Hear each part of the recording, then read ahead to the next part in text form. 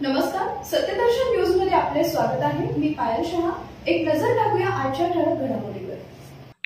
तौफिक शेख यांच्यासह 5 माजी नगरसेवक अजित पवारांच्या राष्ट्रवादीत दाखल।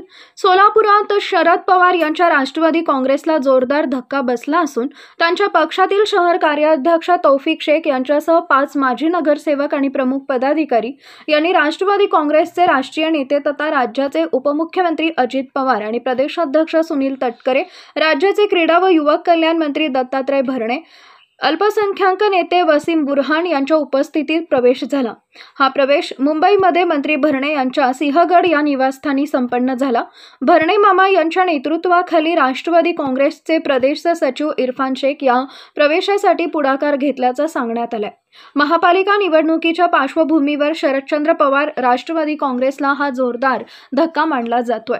तौफिक शेख यांच्यासह माजी नगरसेवक इब्राहिम कुरेशी, माजी नगरसेविका तस्लीम शेख, माजी नगरसेविका वहिदाबी शेख, माजी नगरसेविका नूतन गायकवाड यांच्यासह अकीब राजे शेख, जावेद वास्तव, शोहेब शेख, अकिल नाईकवाडी, युनुस शेख, नैरुद्दीन मुल्ला असे 10 जणांनी राष्ट्रवादी काँग्रेसमध्ये प्रवेश केला आहे।